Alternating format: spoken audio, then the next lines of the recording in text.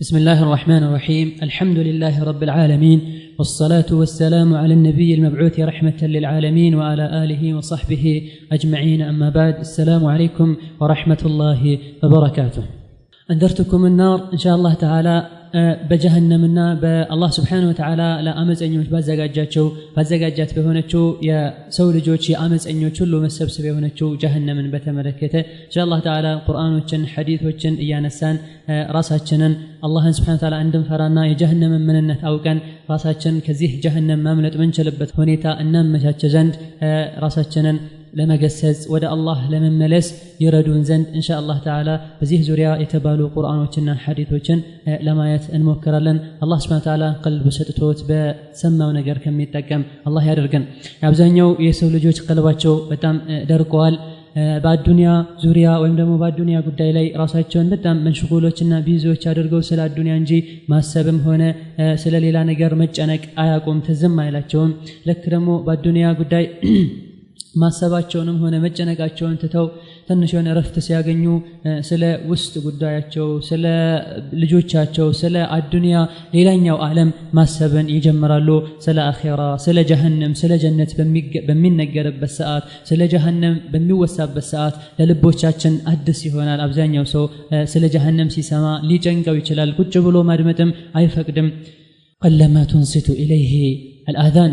ጥቂቶች ናቸው ስለ ጀሃነም ሲወራ ስለ ጀነትና ስለ አኺራ ሲወራ ሆን ብለው ቁጭ ብለው የሚያደምጡት። ነብዩ ግን ሰለላሁ ዐለይሂ ወሰለም ብዙ ጊዜ ሰሃቦችን ውስጣቸውን በሚያስፈራ በሚያርበተበት ልባቸውን በሚያስደነግጥ ምክሮች እየቆዩ ይለግሷቸው ነበረ፣ ይመክሯቸው ነበረ። እናንተ ሰዎች ሆይ ጀሃነምንም ጀነትንም አይቻለው በጣም ያስከፋሉ በማለት ረሱሉ ሰለላሁ ዐለይሂ ወሰለም ይመክሯቸው ነበረ። እነዚህ ሰሃቦችም ልክ ይሄን ከነብዩ ሰለላሁ ዐለይሂ ወሰለም ምክራቸውን ንግግራቸውን እንደሰሙና የነብዩ ሰለላሁ ዐለይሂ ወሰለም ቃላቸው ገና ትንፋሻቸው ሳይቋረጥ ማልቀስን ይጀምሩ ነበረ። ጭንቅላታቸውን በመጠቅለልም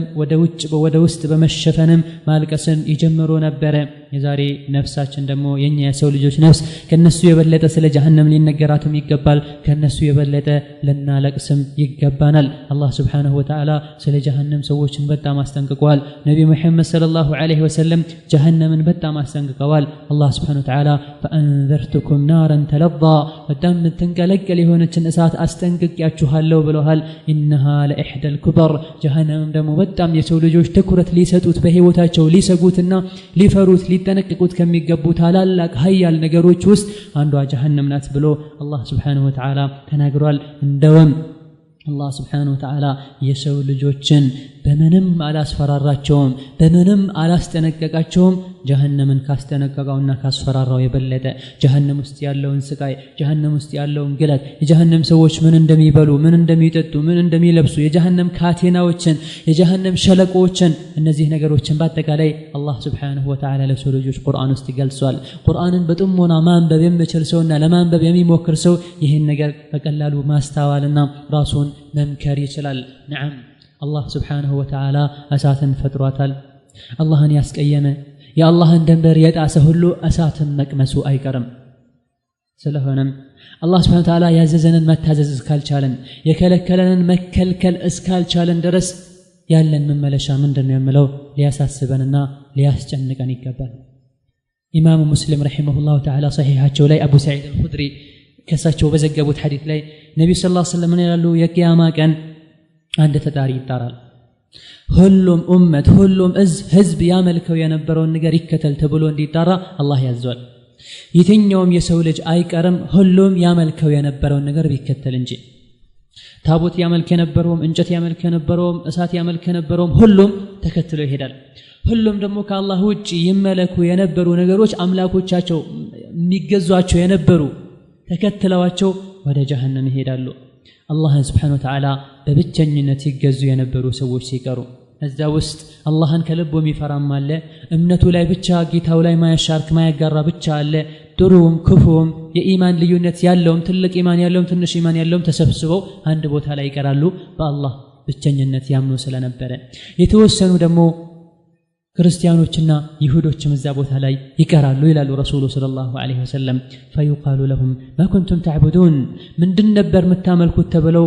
አህለል ኪታቦች ይሁዶች ይጠየቃሉ። እነሱም ዑዘይር የሚባለውን የአላህን ልጅ ዑዘይርን ነበር የምንገዛው ብለው መልስ ይሰጣሉ የአዱንያ ጅልነታቸውን እዛም ይደግሙታል የኔ መላእክቶች ምን ይላቸዋል ዋሻችሁ አላህ Subhanahu Ta'ala ልጅም አልነበረው ምስትም አልነበረው ኬት መጥቶ ደግሞ ልጅ ለአላህ ለጠፋችሁለት ብለው ያዋርዷቸዋል ከዛም ይህን በደነጋጤ ላይ ያሉ ለመሆኑ ምን ትፈልጋላችሁ ተብለው ሲጠየቁ ጌታችን ሆይ በጣም ጠምቶናል አጠጣን ውሃ ይሉታል ወደፊት ለፊት ያሳዩአቸውና ወደዛ ማየት ትችላላችሁ ይታያችኋል እዛ ጋር ያለው ተብለው ሲጠየቁ አዎን እናያለን ከዛም ሲሄዱ አላ ተሪዱን ታዲያ እዛ ጋር ሄዳችሁ ያለውን ውሃ አጠጡም እንዴ ብሎ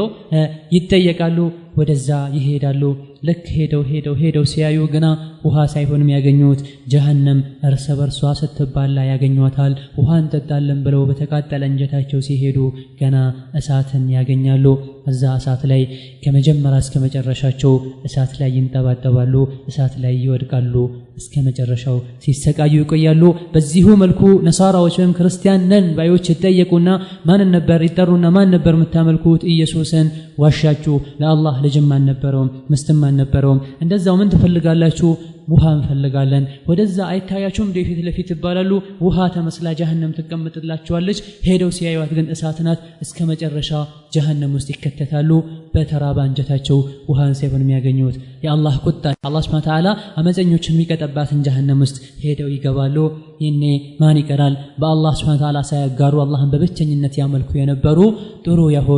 ያልሆኑ ወይም ደግሞ በቂ ኢማን ያላቸውም ያሌላቸውም እዛ ቦታ ላይ ብቻቸውን ይቀራሉ መላእክቶች ይመጡና ምን ተጠበቃችሁ ብለው ሲጠይቋችሁ ይላሉ ነብዩ ሰለላሁ ዐለይሂ ወሰለም ምንድን የጠበቃችሁት ብለው ይጠይቋቸዋል ጌታችንን ይላቸዋል ከዛም አላህ Subhanahu Wa Ta'ala በሌላ መልኩ ሆኖ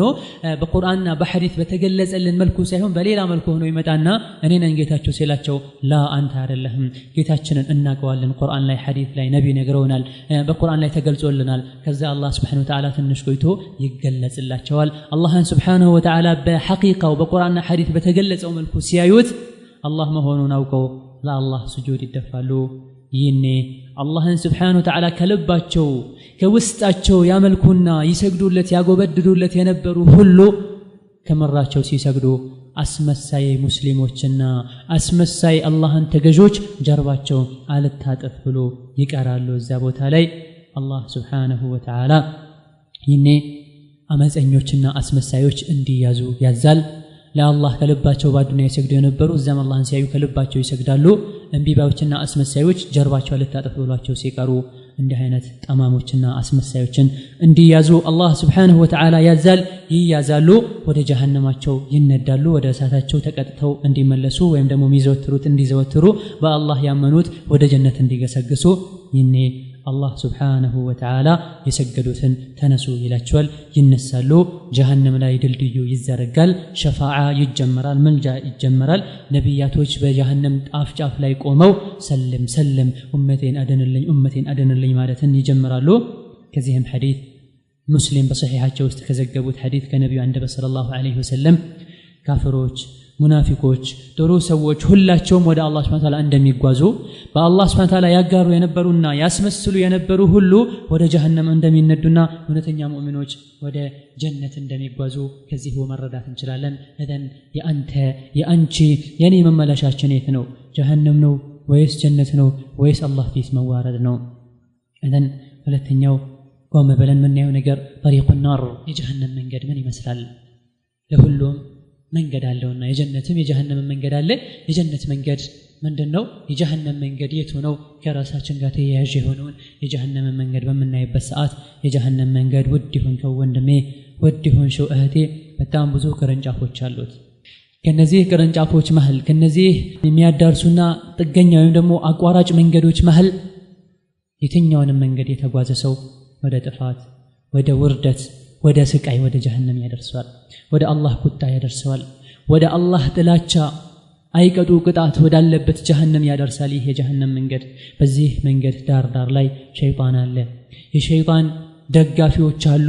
ሁሌም በየቦታው በየዘመኑ በየጊዜው የተለያየ ልብስ ለብሶ የተለያየ አካሄድ የተለያየ አቋምን ይዘው የሸይጣን ረዳቶች አሉ ወዴት የሚወስዱ ወደ ጀሃነም መንገድ የሚጣሩ ይሄ መንገድም ዙሪያው ነፍስያ በመተወደው ነገር ተከቧል ስሜትን በሚያስደስት ነገር ተከቧል ነፍሶች በሚወዱት ነገር ተከቧል ይሄን ነገር የሰራ ሰው የጀሃነም መንገድ ጥሶ መሄዱ በጣም ይቀለዋል መጥፎ ነፍሶች በአጠቃላይ ይወዱታል እዛ ውስጥ የሚያዝናኑ ነገሮች ሁሉ አሉ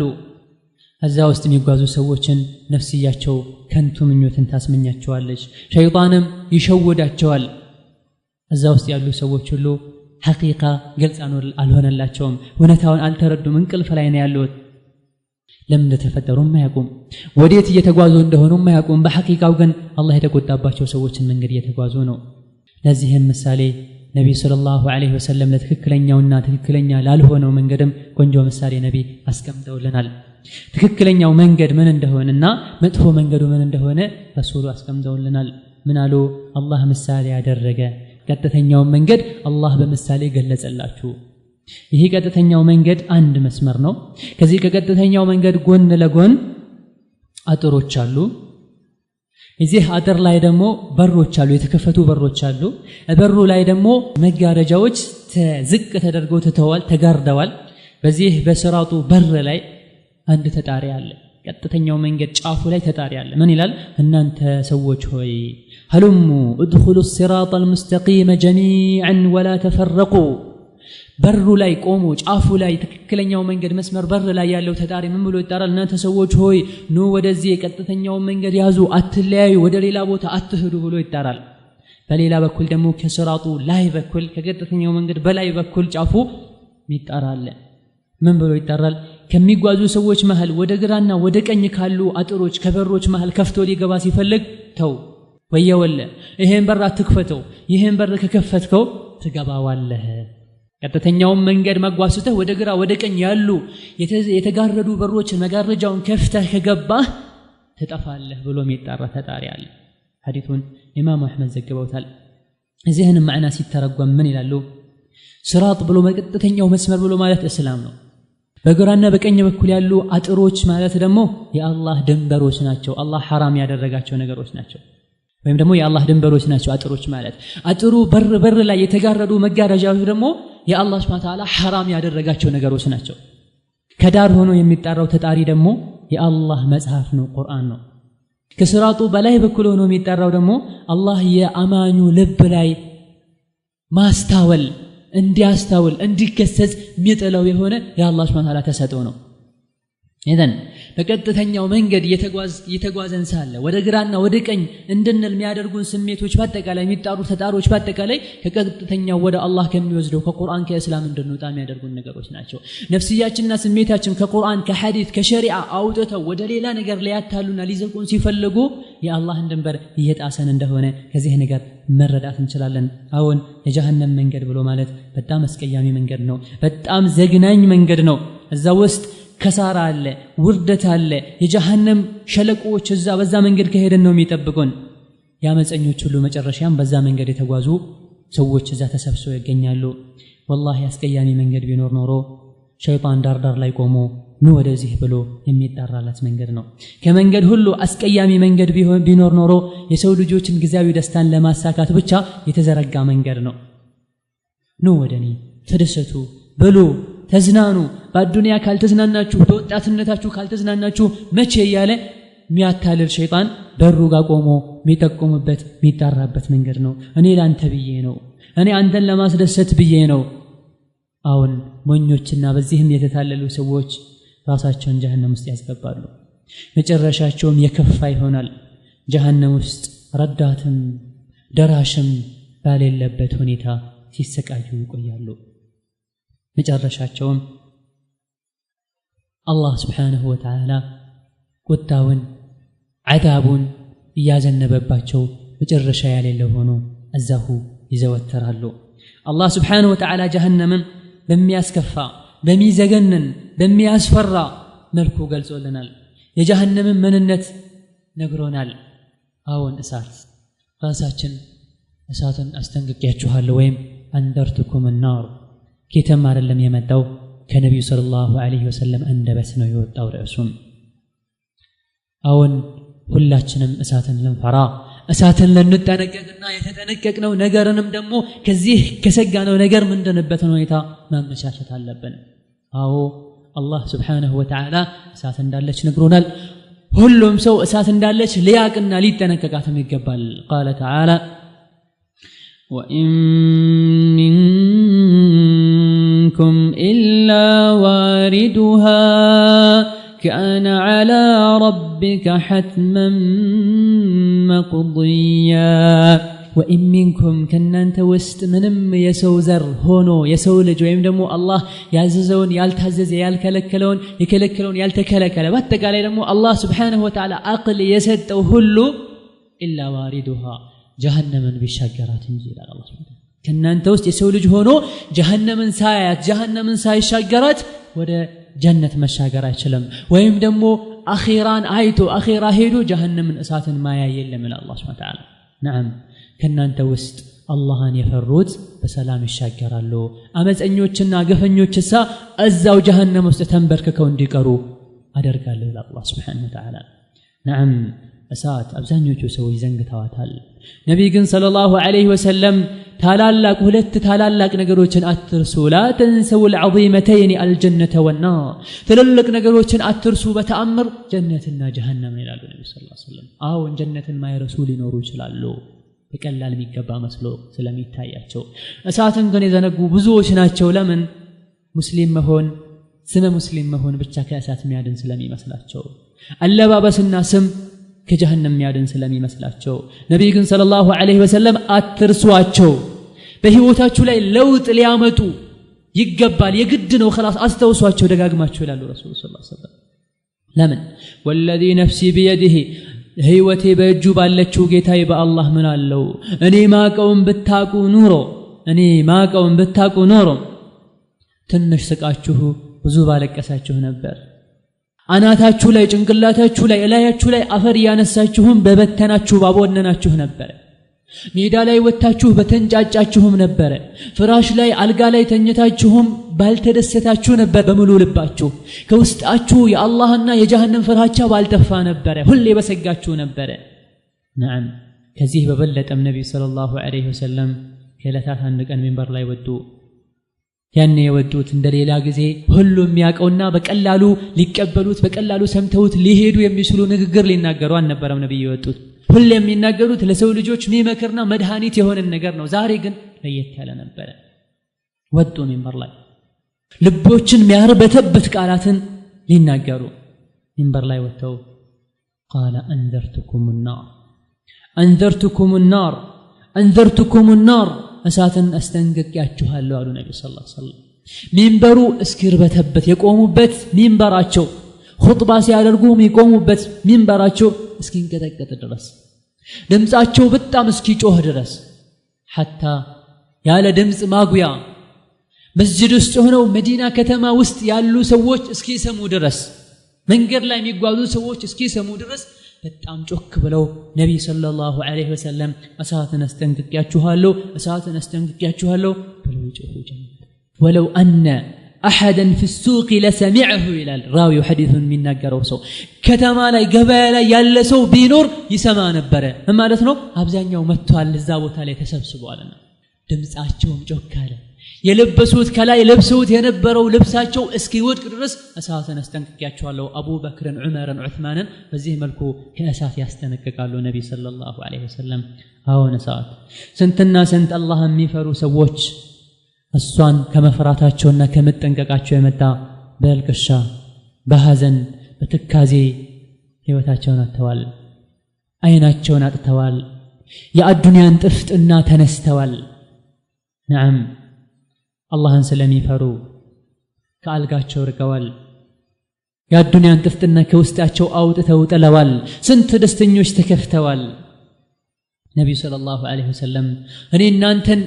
ይጃችሁ በግድ ይጃችሁ ከጀሃነም ላድናችሁ ሞክራለሁ እናንተ ግን እንቢ ብላችሁ ትሄዳላችሁ ይላሉ ረሱሉ ሰለላሁ ዐለይሂ ወሰለም በሌላ ቦታ ደግሞ በሌላ ሐዲታቸው ደግሞ ልክ እሳት ሲነድና እሳት ሲቃጠል ብራቢሮች የእሳት ራቶች መተው እሳት ላይ ለመግባት ሲሞክሩ እሳት ያነደደው ሰው አቅል ያለው ሰው ከሆነ እነሱን ለመመከት እንደሚሞክረው እኔ እናንተን ከጀሃነም ለመመከትና ለመከላከል ለማራቅ ጥረት አደርጋለሁ እናንተ ግን እንቢ ብላችሁ እሳት ውስጥ ትገባላችሁ የእሳት ራቷ ብራቢሮቹ እንቢ ብለው እሳት ውስጥ እንደሚገቡ ይላሉ ረሱሉ ሰለላሁ ዐለይሂ ወሰለም አውቀው ይገባሉ ሳያውቁ ይገባሉ እሳት አውቀው ወደ ጀሃነም የሚወስዳቸውን ስራ ስለሚሰሩ نعم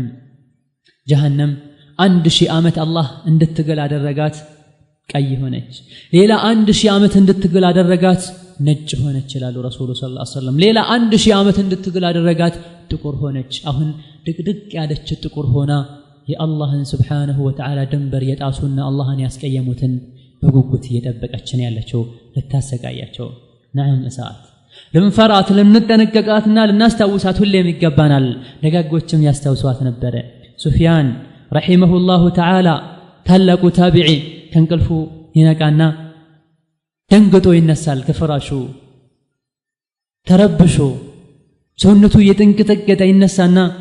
እሳት ያለ ይጮሃል ወይኔ እሳት ያለ ይጮሃል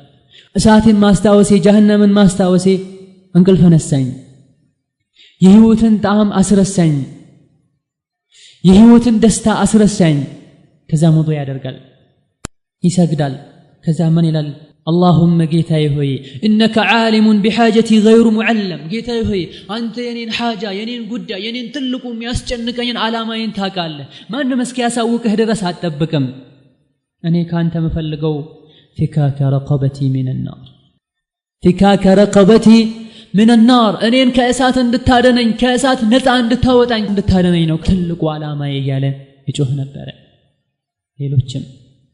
ቁርአን ውስጥ ማአትህም ማግኘት እንችላለን أمن هو قانت آناء الليل ساجدا وقائما يحذر الآخرة ويرجو رحمة ربه من يتاولاي تنيتو ينكرافا يتقلاوابت ميادرنا الله سبحانه وتعالى يستوس عذابون يفرى يسجد سجود يادرق ميادرك كلنا تشوني إلى الله لا والله بتأمر አይደለም እስኪ ዛሬ ስለ ጀሃነም እናውራ የጀሃነም ምንነት ለማስታወስና ለመግለጽ እንሞክር ምናልባት የተወሰኑ ነፍሶች ይገሰጹ ይሆናል ከወንጀላቸው ይታቀቡ ይሆናል ከንቅልፋቸው ይነቁ ይሆናል አድማጩም ተናጋሩም ይገሰጹ ይተቀሙ ይሆናል አላህ ከሱ አይጠብቀን አብዛኛው ሰው ባህሩ የተበላሸ ነው ከአላህ ጋር ያለው አደብ በጣም የተበላሸ ነው ለአላህ ያለው ክብር በጣም የወረደ ነው ወንጀሎች እየተስፋፉ ነው መጥፎ ነገሮች እየተስፋፉ ነው እንደፈለገ በቀላል አብዛኛው ሰው ሪባን እየበላ ነው ዝሙት ላይ እየተዘናጋ ነው ዝሙት ላይ ባይወድቁን የዝሙት መግቢያዎች ላይ አብዛኛው ቸለተኛ የሆነ ነው ሶላት ላይ ተዘናጋ ነው አብዛኛው ደግሞ ሶላተል ጀማዓ እየተወ ነው መዲን ላይ የሚያሾፉት እየበዙ ናቸው ቁርአንን እየተዘናጋ ነው ሰው አብዛኛው ሰው ቁርአንን እየተወ እየራቀ ነው ይሄ ሁሉ እሳትን ስለረሱ ነው አመፀኞች ሁሉ መሰብሰቢያ የሆነችውን እንቢተኞች ሁሉ መታሰር ቤት የሆነችውን በአላህና በዲኑ የሚያፈነግጡ ሁሉ ስርዓት ማስያዣ የሆነችውን እሳትን አብዛኛው ሰው እየረሳ ነው አላህ ምን ይላል أعوذ بالله من الشيطان الرجيم إن جهنم لموعدهم أجمعين جهنم የእንቢተኞችና የካሃዲዎች ያፈንጋጮች ሁሉ መሰብሰቢያ ናት መገናኛ ስፍራ ናት ይላል አላህ Subhanahu Wa Ta'ala ለሷም 7 በሮች አሏት ካንዱ ቢያመልጥ ከሌላኛው ያመልጥም አላህን ያስቀየመ ነብዩ ሰለላሁ ዐለይሂ ወሰለም እሳት ወደ አላህ ስሞታ አቀረበ ይችላሉ ግማሼን በላ ያኒ እርስ በርሴ እየተባላ ሆኖ ልብላ ና አንተን ያስቀየሙ ሰዎች አምጣልኝና ላሰቃያቸው ይሄ ካልሆነ ግን እርስ በርሴ እየተባላ ሆኖ ብሏል አላህ Subhanahu Wa Ta'ala ስሞታ አቀረበች አላህም ታገሺ ሞላሻለሁ ብሎ ቃል ገባላት አላህን እንፍራ ራሳችንን መንነታችንን እንገምግም የጀሃነም ማሟያ እንዳንሆን እንዝጋ ጀሃነም ውስጥ ሲደፉ የጀሃነም በሮች ሲዘጉ መውጣትም አይችልም ማምለጥም አይችልም አላህን ያስቀየመ አላህ ምን ይላል إنها عليهم مؤصدة في عمد ممددة جهنم الناس لا يتزجاجن يتدفنجن እንፋሎት ሁሉ ወደ ላይ መውጣት አይችልም ተመልሶ እየገባ ይቀቀላቸዋል ሸሽተው መውጣት አይችሉም እዛ ላይ ደግሞ መስሶች አሉ መስሶች ላይ ይታሰራሉም ከላይ ይዘጋባቸዋል አላህ Subhanahu Wa Ta'ala ቀልብ ሰጥቷቸው ከሚገሰጹ አላህ ያደርገን ገብተው ጀሃነም ላይ ተዘግቶባቸው ታስረው ስቃዩን መቅመስ ሲጀምሩ መውጣትን ይሞክራሉ ማምለጥን ይሞክራሉ ጨካኝ የሆኑ መላእክቶች በዛም በዚህ የመጡ በመዶሻ አናታቸውን ይሏቸዋል قال الله تعالى فأما الذين فسقوا فمأواهم النار كلما أرادوا أن يخرجوا منها أعيدوا فيها وقيل لهم ذوقوا عذاب النار الله سبحانه وتعالى እነዚያ ያፈነገጡ ያመጹ እንቢህ ያሉማ فمأواهم النار የነሱ መመለሻቸውና መጨረሻቸው እሳት ናት ይላል። መውጣትን በሞከሩ ቁጥር ጨካኝ የሆኑ መላእክቶች ይመጡና ተመለሱ ወደ ጀሃነም ወደ እሳት ይሏቸዋል። ሁሉም ጀሃነምን ያያታል፣ ሁሉም ይሰማታል። እስኪ አንተ የአላህ ባሪያ አንቺ አላህ ባሪያ እስኪ አስተንትኑ። ሰዎች በተሰበሰቡበት ጭንቁና መከራው ድካ በደረሰበት ሰዎች መሸሻ ባጡበት ፀሐይ አናት ላይ ለማረፍ ጥቂት የቀራት ሆና ሳለ ሰው ልጆች በላባቸው ተጥለቅልቀው አላህ Subhanahu Wa Ta'ala አንድ ትእዛዝን ያስተላልፋል። አንድ ጥያቄን ወይም ደግሞ አንድ ትእዛዝን መላእክቶችን ያዛቸዋል። አብዱላህ ኢብኑ መስዑድ ምን ይላል? ረሱሉ ሰለላሁ ዐለይሂ ወሰለም የሚከተለውን እንዳስተማሩን እንዳስተላለፉልን ሲገልጽ አላህ Subhanahu Wa Ta'ala ጀሃነም እንድትመጣ ያዛል። ረሱሉ ሰለላሁ ዐለይሂ ወሰለም አላህ ጀሃነም እንድትመጣ ያዛል። ትመጣለች። በምን መልኩ ነው የምትመጣው? በአንድ ምድጃ አይደለም የምትመጣው። አንድ መላእክት አይደለም ይዟት የሚመጣው፣ ወይም ደግሞ አንድ ክብሪት አይደለም የሚመጣው። ላ ወላሂ ጀሃነም ትልቋ ጀሃነም ትመጣለች 1000 ሰንሰለት ተደርጎባት 1000 ሰንሰለቱ ላይ እያንዳንዱ አንድ ሰንሰለት ላይ 70 ሺህ መላእክት ጎትቶ ይዟት ትመጣለች። ላ ኢላሃ ኢላላህ ለምን ለው تركت لاتت على برهم وفاجرهم ጀሃነም ዝም ብትባልና እንደዚሁ በቀላሉ የተነዳች ብትመጣ ወይም ደግሞ ሰዎች ወደሷ ቢሄዱ እስኪመጡ አትታገስም ወይም ደግሞ ዝም ብትባል በቀላሉ ተመርጦ እስኪሰጣት አትጠብቅም። ጥሩውንም መጥፎውንም ከመቆጣቷና አላህን ያስቀየሙ ሰዎች ስታይ ከመናደዷ መተነሳ ሁሉንም ሰው ልትጎርስ ትደርሳለችና